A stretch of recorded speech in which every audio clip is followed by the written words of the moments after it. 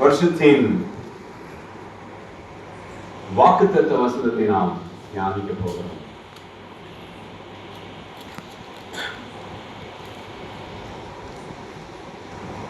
மீண்டும் ஒரு முறை நான் அதை அழுத்தமாக சொல்ல விரும்புகிறேன்.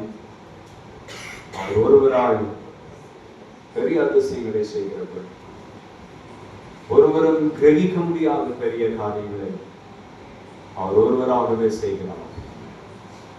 எண்ணி முடியாத அதிசயங்கள், ஆராய்ந்து முடியாத பெரிய காரியங்களை அவராகவே செய்கிறார். பயப்படாதே, மகிழ்ந்து களி கூறு, கர்த்தர் பெரிய காரியங்களை செய்வார் என்று சொல்லி எனக்கு ஆண்டவர் கிருபையாலே இந்த 57 ஆண்டுகளும் அவர் எனக்கு பெரியவராயிருந்து பெரிய காரியங்களை செய்து வந்திருக்கிறார். செய்வார், செய்து கொண்டே இருப்பார். அல்லேலூயா, அல்லேலூயா. நீங்க சொல்லுங்க, உங்க வயசை சொல்லி சொல்லுங்க.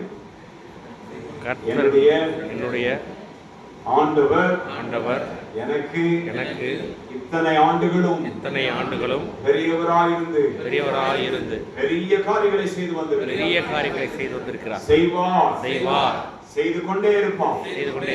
அல்லேலூயா. எசேக்கியேல் 39ஆம் அதிகாரம் 29வது வசனத்தை வாசியுங்கள். நான் இஸ்ரவேல் வம்சத்தார் மேல் என் ஆவியை ஊற்றினபடியினால் என் முகத்தை இனி அவர்களுக்கு மறைக்க மாட்டேன் என்று கர்த்தராகிய ஆண்டவர் சொல்லுகிறார் என்றார். 37ஆம் அதிகாரத்திலிருந்து இந்த நிகழ்வு தொடங்குவதை நீங்கள் பார்க்கலாம். 37ஆம் அதிகாரத்திலே ஒரு பெரிய தீர்க்க தரிசனம். எசேக்கியேல் தீர்க்கதரிசியை பார்த்து கர்த்தர் சொல்லுகிறார், இந்த உலர்ந்த எலும்புகள், இந்த ட்ரை போன்ஸ், இவைகள் உயிரடையுமா என்று சொல்லி கேட்கிறார்.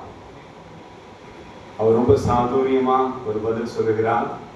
அது உனக்கே தெரியுமா என்று சொல்லி, எனக்கு ஒன்றும் தெரியாது, உனக்கு தான் எல்லாம் தெரியும் என்று சொல்லி ஆண்டுடைய பொறுப்பில் அதை விட்டு விடுகிறார். நமக்கு தெரியும்,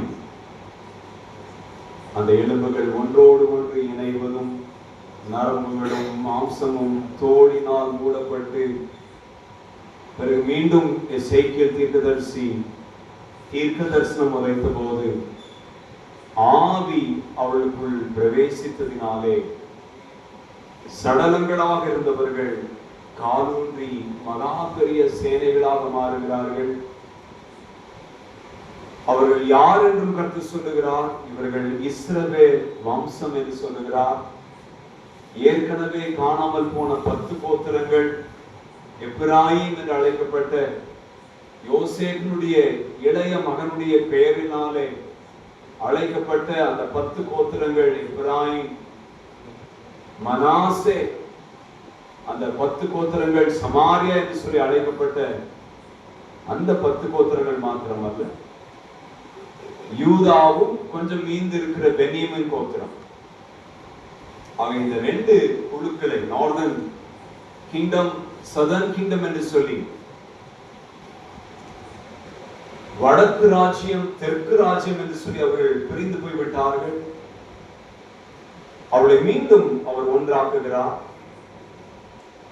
இந்த இடைப்பட்ட காலம், இது ஒரு பெரிய புதிய ஏற்பாட்டில் நடைபெற போகிற ஒரு தீர்க்க தரிசனத்தை எசேக்கியேல் மூலமாக கர்த்தர் வெளிப்படுத்துகிறார். அதிலே அங்கே நீங்கள் கோகு, மாகோக் என்றெல்லாம் நீங்கள் படிக்கலாம். 38ஆம் அதிகாரத்தில் வாசிக்கலாம், 39ஆம் அதிகாரத்தில் கூட வாசிக்கலாம். அது அதனுடைய ஆழத்துக்குள்ள நான் போக விரும்பவில்லை. அது அந்தி கிறிஸ்துவினுடைய ஆட்சி காலத்தை குறிக்கிறது. 7 ஆண்டுகள். அந்த 7 ஆண்டுகளிலே மீதமாய் இருக்கிற 144,000 யூதர்கள், நீங்கள் அதை எங்கே வாசிக்கலாம்? வெளிப்படுதல் விசேஷம் 7ஆம் அதிகாரத்திலே நீங்கள் அதை வாசிக்கலாம். அங்கே ஒவ்வொரு கோத்திரத்திலிருந்தும் 12,000 என்று சொல்லி அந்த இஸ்ரவேல் காணாமல் போன 10 கோத்திரங்களும் அங்கே ஆண்டவர் அவர்களை மறக்கவே இல்லை.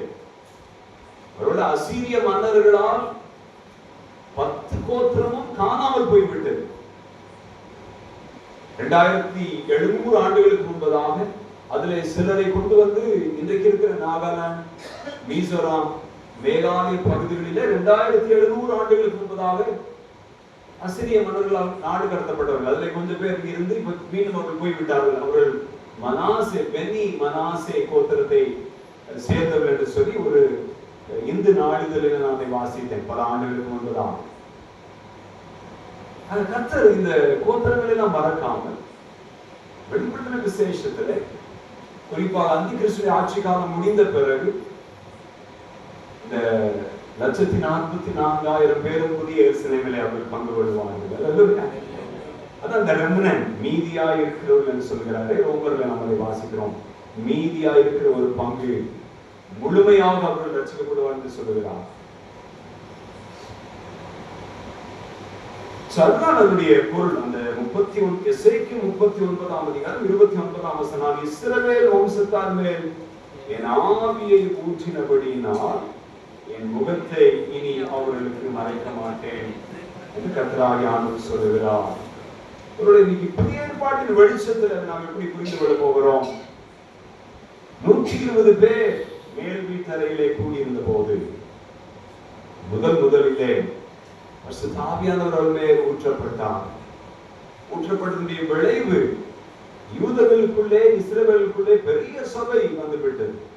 நீங்கள் 3ஆம் அதிகாரத்திலே 3000 பேர், 2ஆம் அதிகாரத்திலே அல்லது 3ஆம் அதிகாரத்திலே 3000 பேர், 4ஆம் அதிகாரத்திலே 5ஆம் அதிகாரத்தில் வரும்போது அது 8000 பேரா மாறுகிறது. 6ஆம் அதிகாரத்தில் வரும்போது திரள் கூட்டமாக மாறுகிறார்கள். ஆசாரியர்களிலே, லேவியர்களிலே ஏராளமான பேர் விசுவாசத்துக்குள் வருகிறார்கள் சொல்லி பார்க்கிறோம். அதை தொடர்ந்து நீங்கள் வரும்போது அப்போஸ்தலனாகிய பவுலை ஆண்டவர் எடுத்து பயன்படுத்த ஆரம்பிக்கிறார். புறஜாதிகள் மத்தியிலே சபைகள் பெருக ஆரம்பிக்கிறது. நாம் எல்லாருமே புறஜாதிகளாக இருக்கிறோம். நாம் எல்லாரும் கர்த்தர் தம்முடைய ஆவியானவரை பொழிந்தல் இருக்கிறபடியினால் கர்த்தர் சொல்லுகிறார், இனி என் முகத்தை நான் உங்களுக்கு மறைக்க மாட்டேன். Hallelujah. He never hides his face for his children. ஒரு நாளும் ஒரு காலமும் அவர் தன்னுடைய முகத்தை தம்முடைய பிள்ளைகளுக்கு மறைப்பதே இல்லை. Hallelujah. Hallelujah. சில ஜெபங்களுக்கு, சில வேண்டுதலுக்கு கால தாமதம் ஏற்படலாம் ஒழிய அது நிச்சயமாக வந்தே தீரும். Hallelujah. Amen. Hallelujah. Sometimes God says no, sometimes God says yes, and sometimes God says wait.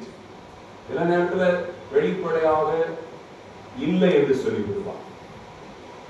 சில நேரத்துல ஜெபத்துக்கு உடனடியாக ஆம் என்று சொல்லி விடுவார். சில நேரத்துல கொஞ்சம் பொறுத்து என்று சொல்லுவார். Hallelujah.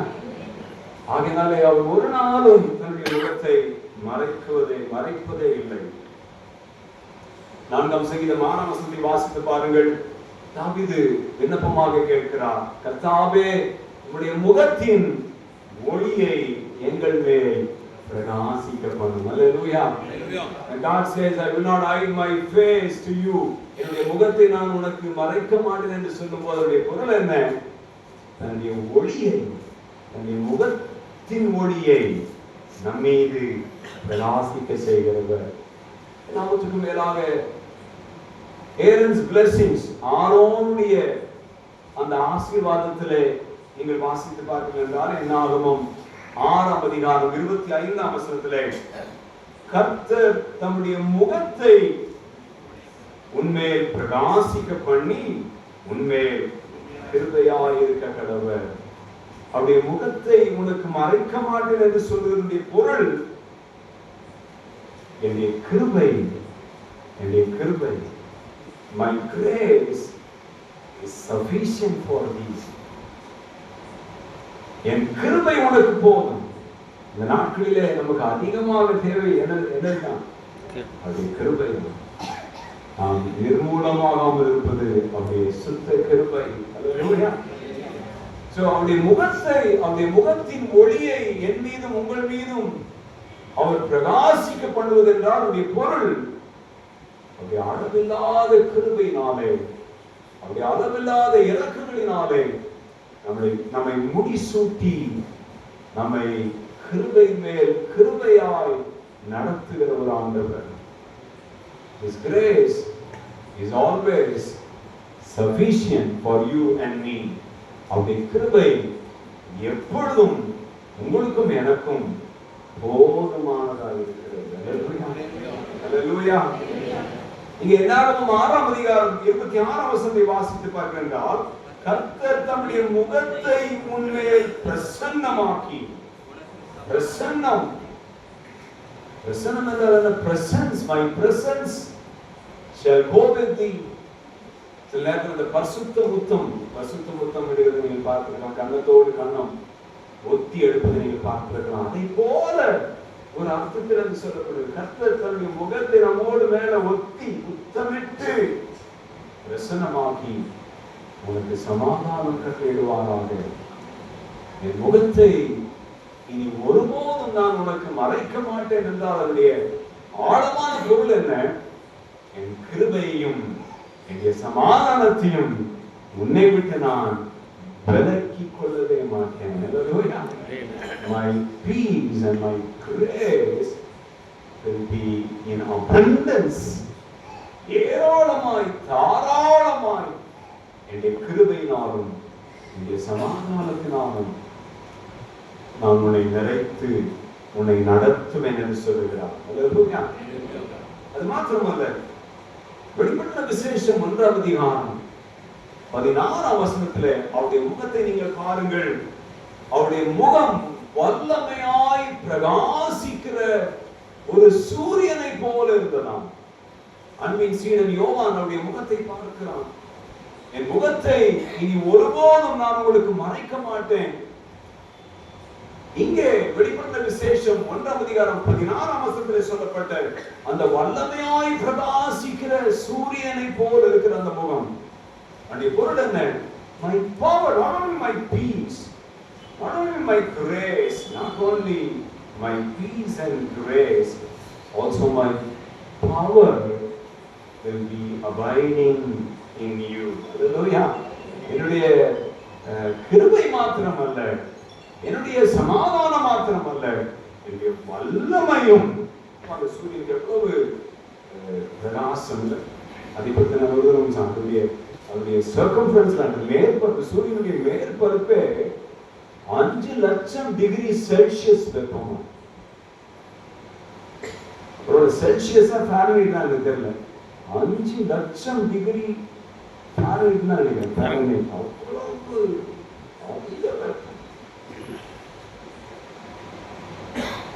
so powerful,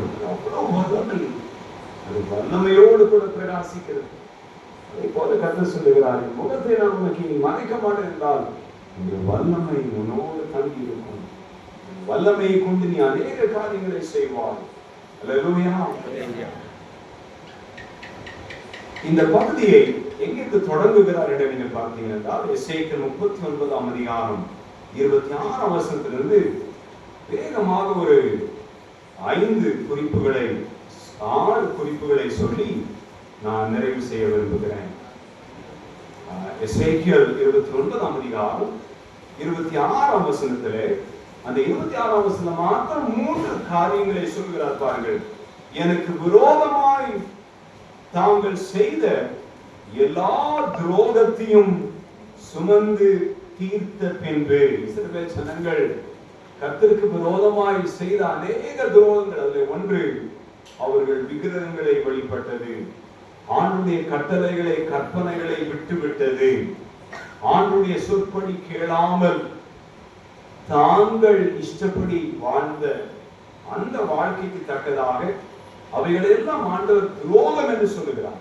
ஆண்டவருக்கு விரோதமாய் அவர்கள் வாழ்ந்த வாழ்க்கை, ஆண்டவருக்கு விரோதமாக அவர்கள் துரோகம் செய்தார் என்று சொல்லுகிறார். ஆனால் அந்த துரோகத்தை எல்லாம் சுமந்து தீர்த்த பின்பு என்று சொல்லுகிறார். உங்களுக்கு மாத்திரமல்ல, இஸ்ரவேலருக்கும் எனக்கும் அவர் ஏற்கனவே நம்முடைய பாடுகளை, நம்முடைய துக்கங்களை, நம்முடைய பாவங்களை சுமந்து தீர்த்து விட்டார். அல்லேலூயா. ஏசாயா 53ஆம் அதிகாரம் 4ஆம் வசனம், மெய்யாகவே அவர் நம்முடைய பாடுகளை ஏற்றுக்கொண்டு நம்முடைய துக்கங்களை சுமந்தார். துன்மார்க்கனுக்கு சமாதானமே இல்லை. துன்மார்க்கன் துக்கத்தோட தான் வாழுகிறவன். துன்மார்க்கன் தான் பாவி. பாவம் செய்கிறவனுக்கு என்ன கிடையாது? சந்தோஷமே கிடையாது, மகிழ்ச்சியே கிடையாது. மெய்யாகவே அவர் நம்முடைய பாடுகளை ஏற்றுக்கொண்டு நம்முடைய துக்கங்களை சுமந்தார். 53ஆம் அதிகாரம் ஏசாயா 53ஆம் அதிகாரம் 6ஆம் வசனம், கர்த்தரோ நம் எல்லாருடைய அக்கிரமத்தையும் அவர் மேல் விழ பண்ணினார். எவர் மேல் விழ பண்ணினார்?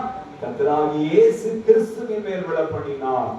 அதனால்தான் யோவான் 1ஆம் அதிகாரம் 29ஆம் வசனம், இதோ உலகத்தின் பாவத்தை சுமந்து தீர்க்கிற தேவ ஆட்டுக்குட்டி என்று சொல்லி இயேசுவானவர் அழைக்கப்படுகிறார். நீங்கள் ஏசாயா 53ஆம் அதிகாரம் 11ஆம் வசனத்தை வாசித்து பாருங்கள். அவர்களுடைய அக்கிரமங்களை தாமே சுமந்து கொள்வார். 53ஆம் அதிகாரம் 12ஆம் வசனம், அநேகருடைய பாவத்தை தாமே சுமந்து என்று வாசிக்கிறோம். இன்னைக்கு நம்ம தலைமுறையில 800 கோடி மக்கள் இந்த உலகத்தில் வாழ்கிறார்கள். இந்த 800 கோடி மக்களுடைய பாவத்தையும் அக்கிரமத்தையும் துரோகத்தையும் எல்லா இழி செயல்களையும் எல்லா அநீதியான செயல்களையும் அவர் சுமந்து தீர்த்து விட்டார் சிலுவையிலே. அல்லேலூயா, அல்லேலூயா. ஆனா நீங்க என்ன வாசிக்கிறீங்க? ரோமர் 5ஆம் அதிகாரம் 8ஆம் வசனத்துல, நாம் பாவியா இருக்கையில் கிறிஸ்து நமக்காக மரித்தார். அல்லேலூயா. சொல்லுங்க, நான் பாவியா இருக்கையில் கிறிஸ்து எனக்காக மரித்தார். ரோமர் 5ஆம் அதிகாரம் 10ஆம் வசனத்தை வாசித்து பாருங்கள். நாம் தேவனுக்கு சத்துருவாக இருக்கும்போது அவருடைய குமாரன் நமக்காக மரித்தார். கிறிஸ்துவினுடைய மரணத்தினாலே நாம் தேவனுடன் ஒப்புரவாக்கப்பட்டிருக்கிறோம். அல்லேலூயா. நானும் தேவனுக்கு சத்துருக்களா இருக்கிறோமா? நீங்க பாவம் செய்யும் போது துணிகரமாய் நன்றாக தெரிந்து வேண்டும் என்று, அது பாவம் என்று தெரிந்த போதும் துணிகரமாய் மீண்டும் மீண்டும் அதே பாவத்தை செய்து கொண்டே இருப்போம் என்றால் நாம் தேவனுக்கு சத்துரு. We are enemies to God. ஆனால் நாம் தேவனுக்கு சத்துருவாக ஒரு காலத்துல இருந்தோம். 24 வயசு வரைக்கும் நான் தேவனுக்கு சத்துருவாக இருந்தேன். 24 வயதுல என்னை கர்த்தர் தொட்டார். அல்லேலூயா. நான் இந்த புதிய வருஷத்துக்கு வரும்போது நான் மறக்கவே மாட்டேன். நன்றியோடு ஆண்டவரை துதிப்பேன். 1/1/92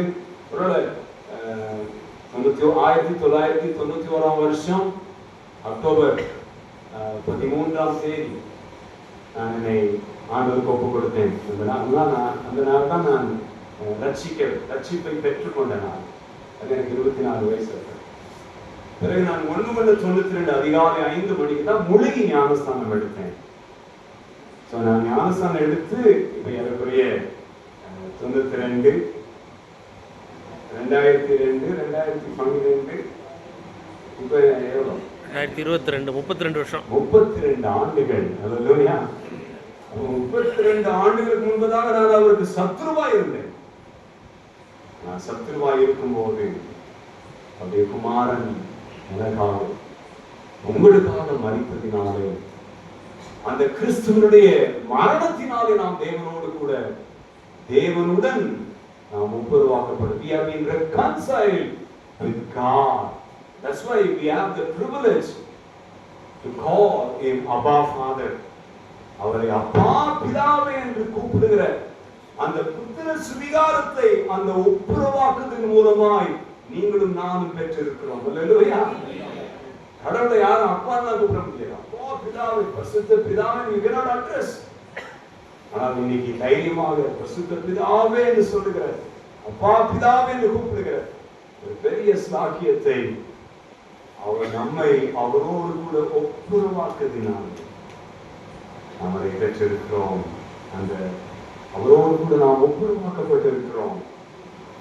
இரண்டாவது ஒரு குறிப்பு நீங்க பார்க்கலாம். எசேக்கியேல் 29ஆம் அதிகாரம் 26ஆம் வசனத்திலே, எசேக்கியேல் 29:26, நான் யாக்கோபின் சிறையிருப்பை திருப்பி இருக்காங்க. எசேக்கியேல் 39:26, அவர்கள் தங்கள் அவமானத்தையும் பயப்படுத்துவார் இல்லாமல் தாங்கள் சுகமாய் தங்கள் தேசத்திலே குடியிருக்கும் போது எனக்கு விரோதமாய் தாங்கள் செய்த எல்லா துரோகத்தையும் சுமந்து தீர்த்த பின்பு நான் யாக்கோபின் சிறையிருப்பை திருப்பி இஸ்ரவேல் வம்சமனத்தையும் இறங்கி. எசேக்கியேல் 39ஆம் அதிகாரம் 26ஆம் வசனத்திலே முதல் குறிப்பு நான் சொன்னேன்.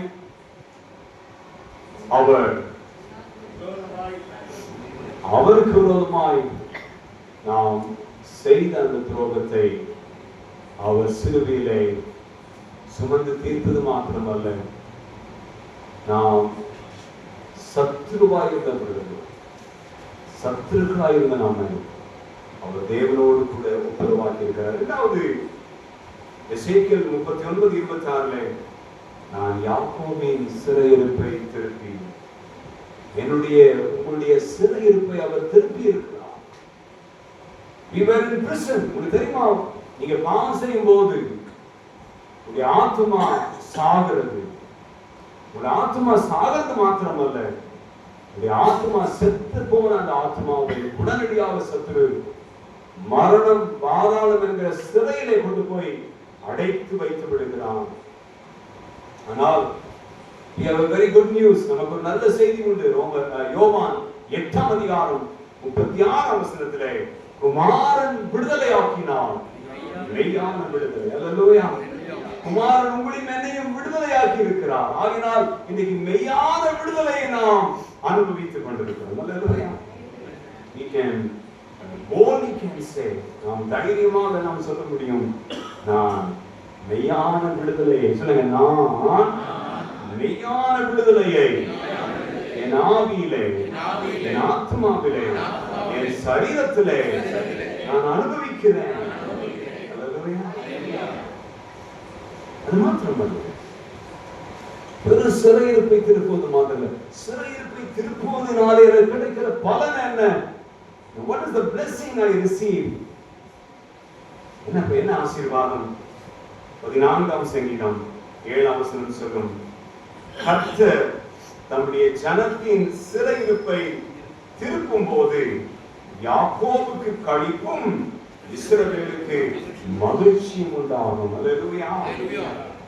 எசேக்கியேல் 39:26 நாம் வாசித்தோம், நான் யாக்கோபின் சிறையிருப்பை திருப்பி, உங்களுடைய நாம் தான் இன்னைக்கு ஆவிக்குரிய இஸ்ரவேலர்கள். அல்லேலூயா. We are the true spiritual Israelites. நாம் தான் உண்மையான நிஜமான ஆவிக்குரிய இஸ்ரவேலர்களாக இருக்கிறோம். நம்முடைய சிறையிருப்பை அவர் திருப்பினது மாத்திரமல்ல, நமக்குள்ளாக ஒரு பெரிய களிப்பும் மகிழ்ச்சியும் அவர் உண்டாக்கி இருக்கிறார். அல்லேலூயா. அல்லேலூயா. We rejoice in the Lord always. நாம் கர்த்தருக்குள் மகிழ்ச்சியாக களிப்போடு அவரை ஆராதிக்க, துதிக்க, மகிமைப்படுத்த ஆண்டவர் நம்மை உண்டாக்கி வைத்திருக்கிறார். மூன்றாவது, அதே எசேக்கியேல் 39ஆம் அதிகாரம் 26ஆம் வசனத்திலே, இஸ்ரவேல் வம்சம் அனைத்துக்கும் இறங்கி என் பரிசுத்த நாமத்துக்காக வைராக்கியமாய் இருப்பேன். இறங்கி mercy, அந்த இரக்கம் என்ற வார்த்தை mercy. பென்சகோலா அமெரிக்காவில் பென்சகோலா தேசத்தில் வந்த அந்த பெரிய எழுப்புதல், அதுல அந்த எழுப்புதலுக்கு அவங்க சொல்ற ஒரே ஒரு வார்த்தை என்னன்னா, இருக்கிற 5 ஆண்டுகள் அந்த எழுப்புதல் நீடித்ததாம். அதுல 4 million people saved. 40 லட்சம் பேர் அந்த 5 ஆண்டுகளிலே ரட்சிக்கப்பட்டார்களாம். அந்த எழுப்புதல்னாலே 40 லட்சம் பேர் ரட்சிக்கப்படாதுன்னு சொல்லுகிறார்கள். பென்சகோலா எழுப்புதல் 1995ஆம் ஆண்டு தான் அந்த எழுப்புதல். 92ல இருந்து உங்களோட அந்த சரித்திரத்தை நீங்க வாசிக்கலாம். அந்த 5 ஆண்டுகளிலே 40 லட்சம் பேர். அதுக்கு அவங்க சொல்லுகிற ஒரே ஒரு வார்த்தை mercy of God. அவருடைய இரக்கம். அவருடைய இரக்கத்திற்காக கெஞ்சி ஜெபித்துக் கொண்டே இருந்தாங்க. இந்த இரக்கத்திற்காக உங்களுடைய இரக்கம் உங்களுடைய வேற ஒன்றுமே கிடையாது. We need your, we long and we desire for your mercy. அந்த நாட்களில் ஒரு அந்த இரக்கத்தை குறித்து கட்டப்பட்ட அது அடிப்படையில் சூட்டப்பட்ட ஒரு பாடல், இரக்கத்துக்காக பாடப்பட்ட ஒரு பாடல். அந்த பாடலை பாடும்போதே அவனுடைய மகிமை அந்த ஆலயத்தை மூடுமா, அவர் அழுது ஒப்பு கொடுப்பார்கள். இப்படி 40 லட்சம் பேர் அந்த 5 ஆண்டுகளிலே ஆண்டவரை சொந்த ரட்சகராக ஏற்றுக்கொண்டார்கள். அப்படிப்பட்ட ஒரு காலத்துக்குள்ள ஆண்டவர் நம்மை கொண்டு வந்திருக்கிறார். அல்லேலூயா. இஸ்ரவேல் வம்சம் அனைத்துக்கும் இறங்கி மீன்ஸ் இரக்கம். அது எப்படிப்பட்ட இரக்கம்? நீங்க அதை எங்கே வாசிக்கலாம்? எபேசியருக்கு எழுதின அந்த அழகான நிருபத்தில் 2ஆம் அதிகாரத்தில் பவுல் சொல்லுவார், 3ஆம் வசனத்தின் அடிப்படையில், முற்காலத்திலே நாம் எல்லாருமே கோப ஆக்கினையின் பிள்ளைகளாய் இருந்தோம். நீங்களும் நானும் எப்படி இருந்தோம் தெரியுமா? ஆண்டவருடைய கோபம், அந்த கோபத்தின் விளைவாக ஒரு பெரிய தண்டனை. நாம் அவருக்கு நம்முடைய பாவங்களிலே நம்முடைய அக்கிரமங்களிலே நாம் மரித்து போயிருந்தோம். என்னை குறித்து நான் சொல்ல வேண்டும் என்றால் 24 வயது வரைக்கும் பாவங்களினாலும் அக்கிரமங்களினாலும் மரித்து போயிருந்தேன். ஆகினால் அவருடைய கோப ஆக்கினைக்கு நான் ஆளாக இருந்தேன். அவருடைய கோபம், அதை தொடர்ந்து எனக்கு வர வேண்டிய அந்த ஆக்கினை, அந்த தண்டனைக்கு நான் ஆளாக இருந்தேன். நான் என்ன, அங்கே நீங்க வாசிக்கலாம், அந்த எபேசியர் 2:3 வாசிக்கலாம். ஆகாயத்து அதிகார பிரபுவாகிய ஒரு பொல்லாத ஆவி கேட்டபடி நான் நடந்து கொண்டு வந்தேன்.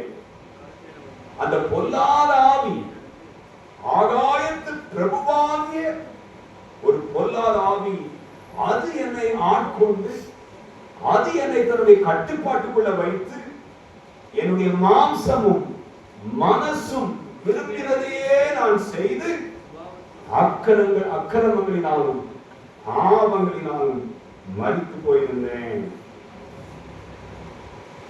உங்களை பத்தி எனக்கு தெரியல.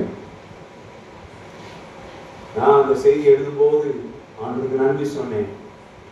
அப்படியே நீங்க என்ன விட்டு இருந்தீங்க. உங்க இரக்கத்தை மாத்திரம், if you would have not shown your mercy unto me, நான் செத்து கல்லறையிலே வைக்கப்பட்டு புல்லு முளைத்து ஒருவேளை வேற யாராவது அந்த கல்லில் வச்சிருப்போம். என்ன ஜோக்கிங்? ஆண்டவர் கிருபையாக எபேசியர் 2ஆம் அதிகாரம் 4ஆம் வசனம் சொல்லும், தேவனோ இரக்கத்தில் இறங்கி வாசித்தோமே. எசேக்கியேல் 39:26 எசேக்கியேல் 39:26 இஸ்ரவேல் வம்சம் அனைத்துக்கும் இறங்கி, நம்ம எல்லாருக்கும் அவர் இறங்கி இரக்கத்தில் அவர் ஐஸ்வர்யம் உள்ளவர். எசேக்கியேல் 39:26 அவர் என்னிடத்தில் இறங்கி என்று சொன்னான். எழுதினேன் அந்த செய்தி எழுதும்போது அவர் என்ன சொல்றாரு? அவர் என்னிடத்தில் இறங்கி என்னிடத்தில் அன்பு கூர்ந்தார். தம்முடைய மிகுந்த அன்பினாலே அக்கிரமங்களில் மரித்து போயிருந்த என்னை கிறிஸ்துவுடனே கூட உயிர்ப்பித்தார். கிருபையினாலே ரட்சிக்கப்பட்டேன்.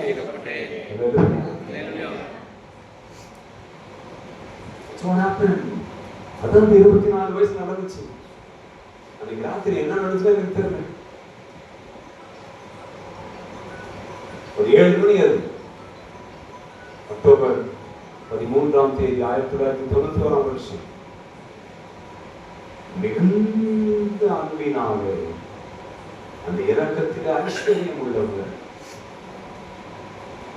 என்னை கிறிஸ்துவுடனே கூட, எப்படி கிறிஸ்துவை 3ஆம் நாளிலே உயிரோடு எழுப்பினார், அதை போல என்னுடைய ஆத்மா மரணம் பாதாளம் என்கிற சிறைகளில் அடைக்கப்பட்டிருந்த அந்த ஆத்மாவை பாதாளத்தில் ஏறி வர பண்ணி, ஆவி ஒடுங்கி போயிருந்து செத்து போன ஆவியை உயிர்ப்பித்து கிருபையினாலே இன்னைக்கு ரட்சிப்பை பெற்றுக்கொள்ள கிருபை செய்திருக்கிறார். அல்லேலூயா, அல்லேலூயா, அல்லேலூயா. அதாவது எபேசியர் 2ஆம் அதிகாரம் சாதாரணமானது இல்லம்மா. எபேசியர் 2ஆம் அதிகாரம் 7ஆம் வசனம், கிறிஸ்து இயேசுவுக்குள் நம்மை அவரோட கூட எழுப்பி உன்னதங்களிலே அவரோட கூட உட்காரவும் செய்தார். அல்லேலூயா.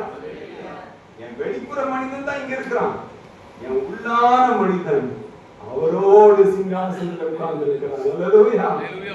அவரை போலவே வானம் அவருக்கு சிங்காசனம், பூமி அவருக்கு ஆதரவு என்று சொல்லுங்க. அதே போல my inner man, he sits on the throne.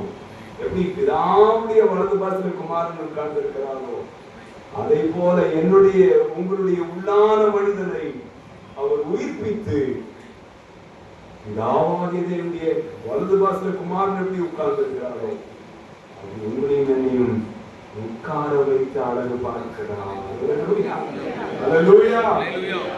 அதான் நீங்க எபேசியர் 1ஆம் அதிகாரம் 21ஆம் வசனம் நீங்க அதை வாசிக்கலாம். 1ஆம் அதிகாரம் வாசிக்கலாம். எபேசியர் 1:21 மற்றும் 1:19 நீங்க வாசிக்கலாம். தாம் கிறிஸ்துவை மரித்தோர் என்று எழுப்பி அவரை உன்னதங்களில் நம்முடைய வலது பாசத்தில் உட்காரும்படி செய்தார். உங்களையும் என்னையும் பாவங்களினாலும் அக்கிரமங்களினாலும் மரித்து போயிருந்த உங்களையும் என்னையும் உங்கள் மீதும் என் மீதும் அவர் மிகுந்த அன்பு கூர்ந்து அந்த இரக்கத்திலே ஐஸ்வர்யம் உள்ள, he was very rich in mercy.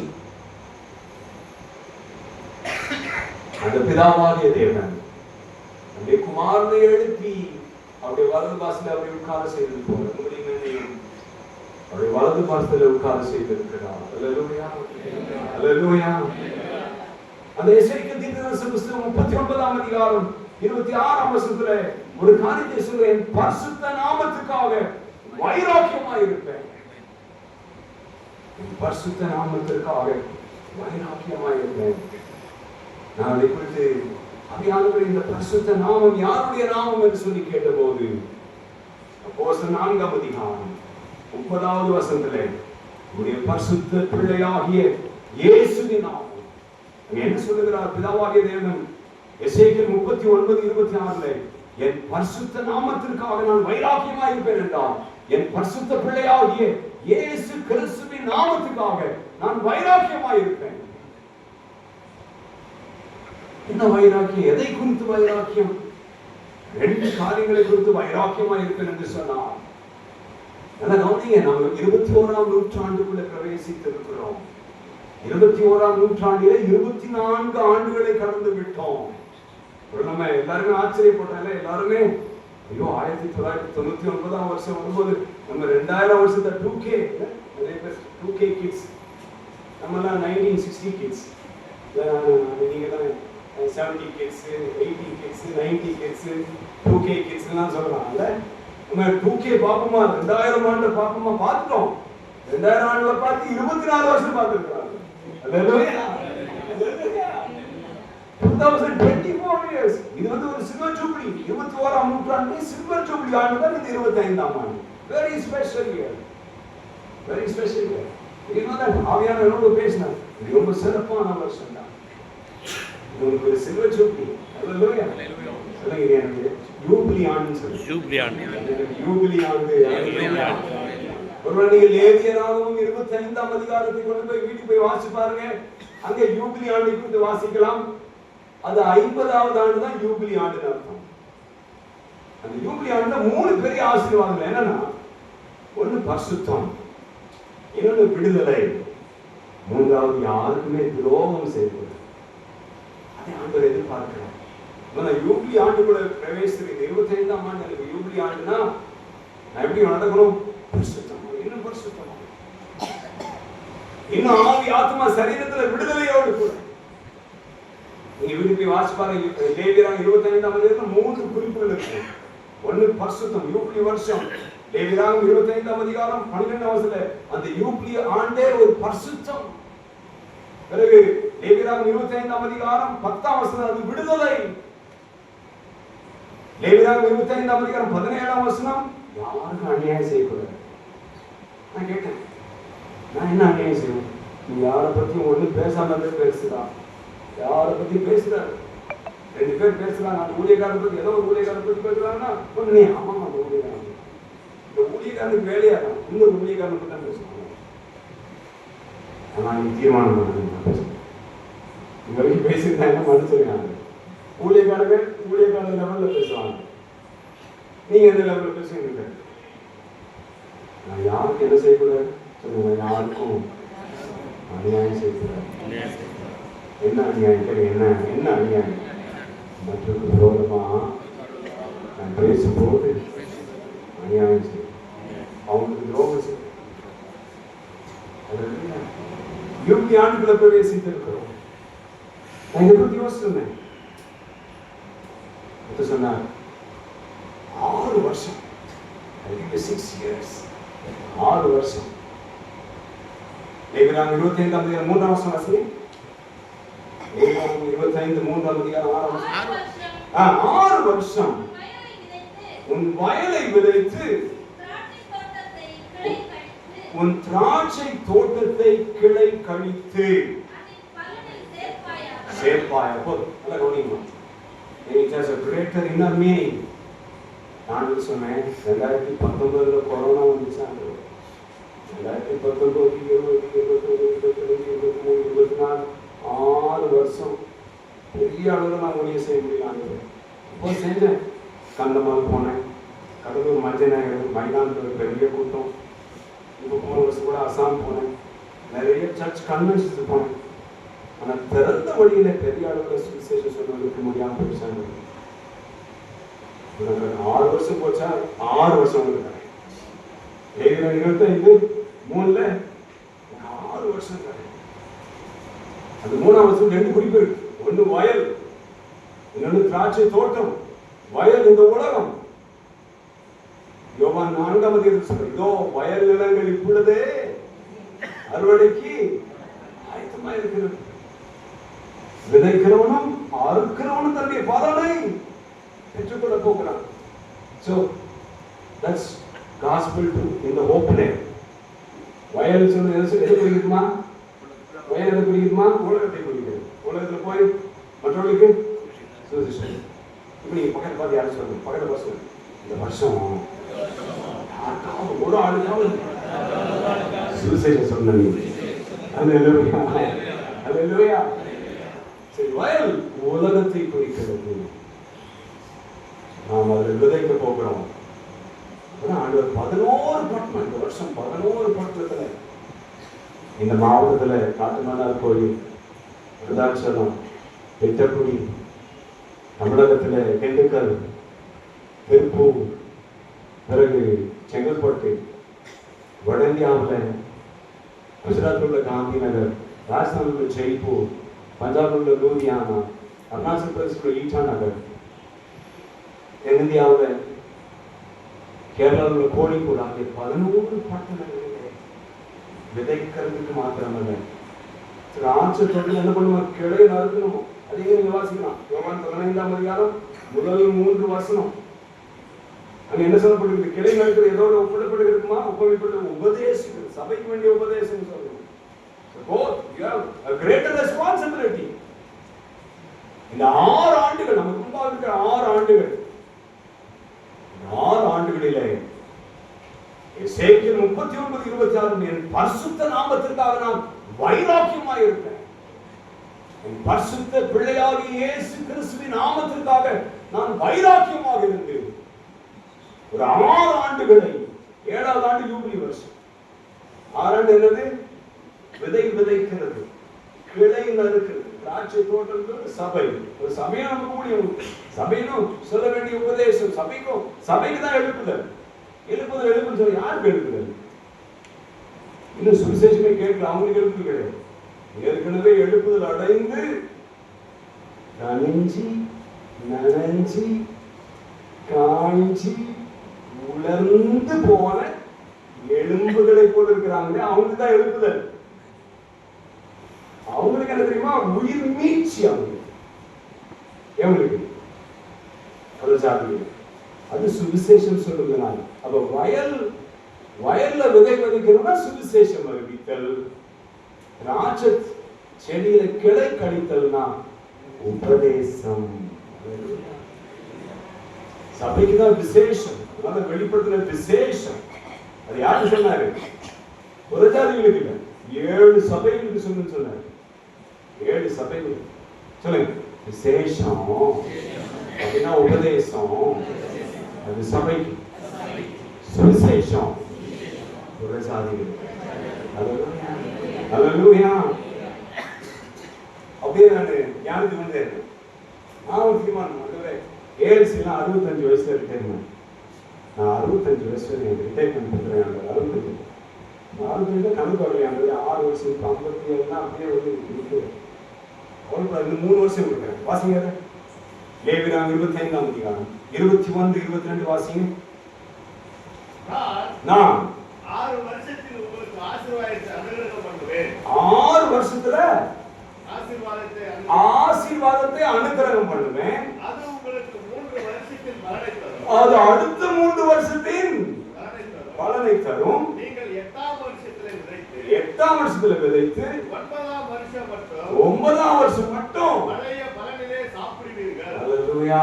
அல்லேலூயா. ஒரு 9 ஆண்டு காலம் அழகான ஊழியம். அல்லேலூயா. அல்லேலூயா. நான் ஜோக்கிங். தேவ சமூகத்துல கிடந்து அதை பெற்றுக்கொண்டு எனக்கு சந்தோஷம் இருக்கு. அல்லேலூயா. நம்ம நம்புறேன்.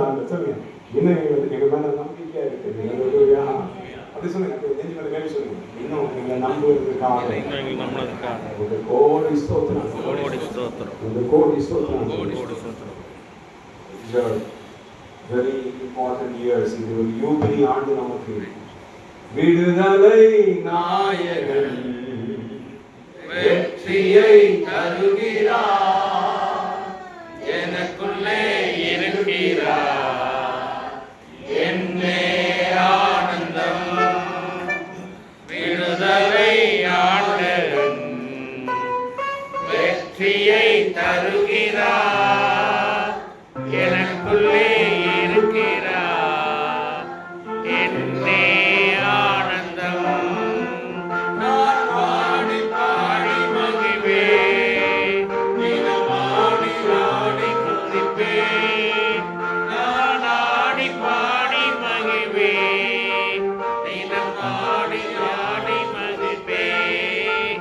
இன்னும் ஓடி ஓடி சொல்லுவேன், இன்னும் ஓடி ஓடி சொல்லுவேன், என் இயேசு ஜீவிக்கிறார், என் இயேசு ஜீவிக்கிறார். விடுதலை நாயகன் வெற்றியை தருகிறார், எனக்குள்ளே இருக்கிறார், என்னே ஆனந்தம். அவர் அன்பின் அபிஷேகத்தால் என்னை நிரப்பி நடத்துகின்றார். அவர் அன்பின் அபிஷேகத்தால் என்னை நிரப்பி நடத்துகின்றார்.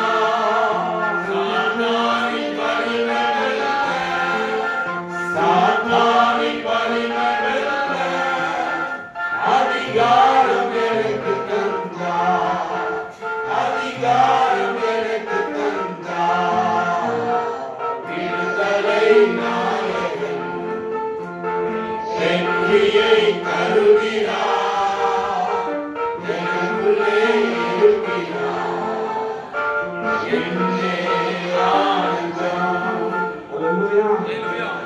So யூபிலி ஆண்டு 6 ஆண்டுகள் மாத்திரமல்ல, அதை தொடர்ந்து வருகிற 3 ஆண்டுகளும் ஆண்டு நமக்கு ஒரு பெரிய விடுதலை ஆண்டாக, நாம் விதைக்கிறவர்களாக, கிளை நறுக்கிறவர்களாக ஆண்டு நம்மை எடுத்து பயன்படுத்த போகிறார். அல்லேலூயா. என்று என் பரிசுத்த நாமத்திற்காக நான் வைராக்கியமாக இருக்கிறேன் என்று சொல்லுகிறாரே. அப்போஸ்தலர் 4ஆம் அதிகாரம் 12ஆம் வசனத்தை வாசியுங்கள். அவராலே அன்றி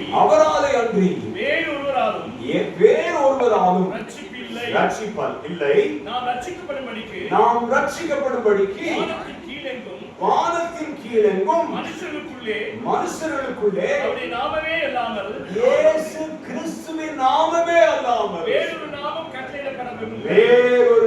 கட்டளையிடப்படவில்லை. அல்லேலூயா. இயேசு கிறிஸ்துவின் நாமத்திலே தான் ஜனங்களுக்கு விடுதலை, ஜனங்களுக்கு ரட்சிப்பு. இயேசு கிறிஸ்துவின் நாமத்திலே தான் விமோசனம். இயேசு கிறிஸ்துவின் நாமத்தினால் தான் பரிகாரம். பாவத்திலிருந்து, சாபத்திலிருந்து, வியாதியிலிருந்து, தரித்திரத்திலிருந்து விடுதலை இயேசுவின் நாமத்தினால். அதான் பிலிப்பியர் 2ஆம் அதிகாரம் 10ஆம் வசனம். இயேசுவின் நாமத்தில் வானோர், பூதலத்தோர், பூமியின் கீழானோருடைய முழங்கால் யாவும் முழங்கும். 11ஆம் வசனம். பிதாவாகிய தேவனுக்கு மகிமையாக இயேசு கிறிஸ்து கர்த்தர் என்று நாவுகள் யாவும் அறிக்கை பண்ணும்படிக்கும் எல்லா நாமத்திற்கும் மேலான நாமத்தை அவருக்கு தந்தருளினார். அல்லேலூயா. எசேக்கியேல் 39:26 என் பரிசுத்த நாமத்திற்காக நான் வைராக்கியமாய் இருப்பேன் என்று சொல்கிறார்கள். பொருள் என்ன? வானோர், பூதலத்தோர், பூமியின் கீழானோருடைய எல்லாருடைய முழங்கால்களும் அவருக்கு முன்பாக முழங்கும்.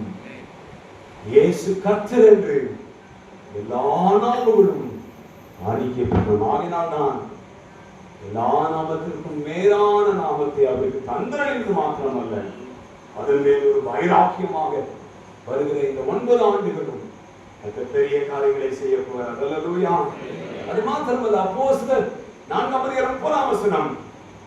அவருடைய பரிசுத்த பிள்ளையாகிய இயேசு கிறிஸ்துவின் நாமத்திலே அடையாளங்களும் அற்புதங்களும். அல்லேலூயா.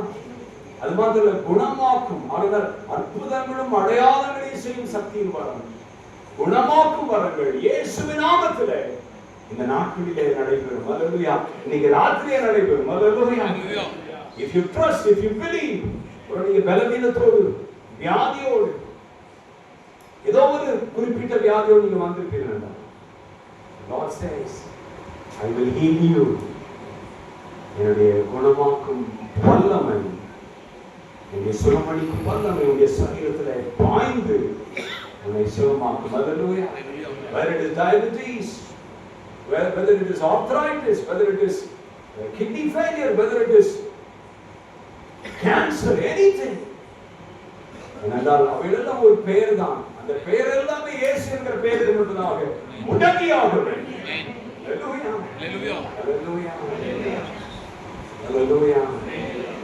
அந்த எசேக்கியேல் 39ஆம் அதிகாரம் 7ஆம் வசனத்திலே அவர்களுக்குள் நான் பரிசுத்தர் என்று விளங்கும் போது, கவனிங்க, there is one thing, God is so jealous. ஒரு காரியத்தை குறித்து கர்த்தர் வைராக்கியமா இருக்கிறார். என்னன்னா holiness. பரிசுத்தமாய், யூபிலி வருஷமே பரிசுத்தம். நான் பரிசுத்தமாய் இருக்க வேண்டும். அவர்களுக்குள் நான் பரிசுத்தர் என்று விளங்கும் போது, நான் அதை இப்படியே எழுதினேன், எனக்குள் அவர் பரிசுத்தர் என்று விளங்கும் போது, அவர் பரிசுத்தர் என்பதனை திரளான ஜாதிகளுடைய கண்களுக்கு முன்பாக அவரே விளங்க பண்ணுவார். அல்லேலூயா. நான் உங்களுக்கு சின்ன ஒரு குறிப்பு சொல்றேன். உங்களால என்னால பரிசுத்தமா வாழவே முடியாது. ஆனா அந்த பரிசுத்தர் நமக்குள்ள வரும்போது அவருடைய பரிசுத்தத்தினாலே நாம் பரிசுத்தமாய் வாழ முடியும். அல்லேலூயா. அல்லேலூயா. அல்லேலூயா. அதான் 1 தெசலோனிக்கேயர் 4ஆம் அதிகாரம் 7ஆம் வசனம் சொல்லும். ரெண்டு பேருமே ஸ்டால்வார்ட்ஸ் அல்லது பெரிய ஜாம்பவான்கள், ஆவிக்குரிய தலைவர்கள் என்று அழைக்கப்பட்ட அப்போஸ்தலனாகிய பவுலும் சரி, பேதுருவும் சரி, இதெல்லாம் அவர்களும் மையப்படுத்துகிறார்கள். 1 தெசலோனிக்கேயர் 4:7 தேவன் நம்மை அசுத்தத்திற்கு அல்ல பரிசுத்தத்திற்கு அழைத்திருக்கிறார்.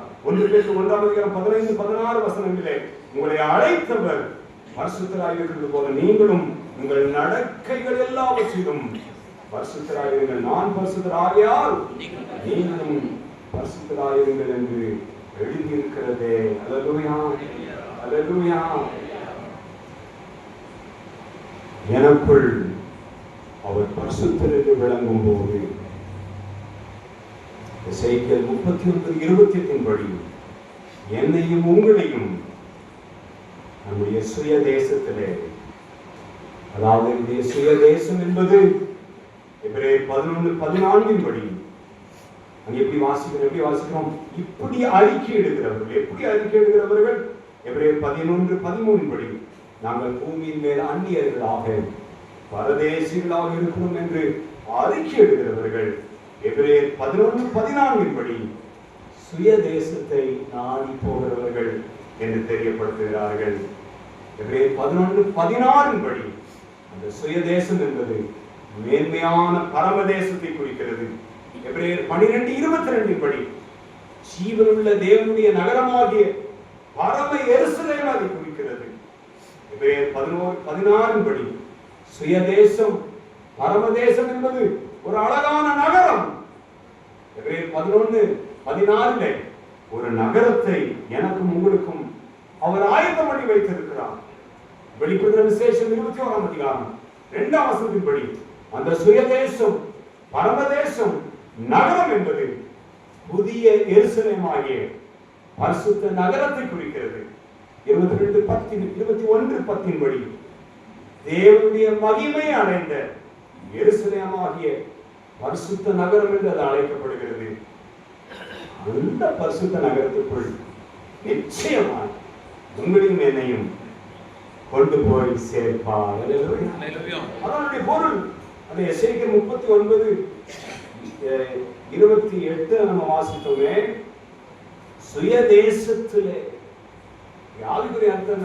சுயதேசம் என்றால் அது பரம எருசலேமை குறிக்கிறது, அந்த பரிசுத்த நகரத்தை குறிக்கிறது. நாம் கைவிடப்பட மாட்டோம். சொல்லுங்க, நாம் கைவிடப்படுவதே. அல்லேலூயா. இதை தியானித்து தேவ சமூகத்தில் என்னை ஒப்பு கொடுத்து நான் ஜெபித்தேன். அதுக்குள்ள ஒரு உணர்வு வந்தது. நிச்சயமா நான் கைவிடப்படுவதில்லை. புதிய வருஷத்துல பெரிய வாக்குத்தத்தம் என்னன்னா, ரகசிய வருகையில வரும்போது நீங்க கைவிடப்பட மாட்டீங்க, எடுத்துக்கொள்ளப்படுவீங்க. அல்லேலூயா. அல்லேலூயா. வெளிப்படுத்தின விசேஷம் 21ஆம் அதிகாரம் 27ஆம் வசனம் வாசிக்கிறோம். அந்த பரிசுத்த நகரத்தினுள் ஆட்டுக்குட்டியானவருடைய ஜீவ புஸ்தகத்திலே யாருடைய பெயர்கள் எழுதப்பட்டிருக்கிறதோ அவர்கள் மாத்திரமே பிரவேசிப்பார்கள். இந்த ராத்திரி ஒரே ஒரு கேள்வியோடு நிறைவு செய்கிற இந்த செய்தியை, உங்க பெயர் ஆட்டுக்குட்டியானவருடைய அந்த ஜீவ புஸ்தகத்திலே எழுதப்பட்டிருக்கிறதா? நல்ல கண்களை மூடி நாம் ஜெபிக்கலாம். எசேக்கியேல் 39ஆம் அதிகாரம் 29ஆம் வசனத்திலே, என் முகத்தை நீ அவர்களுக்கு நான் மறைக்கவே மாட்டேன். So we have a great responsibility. ஒரு பெரிய பொறுப்பு உண்டு.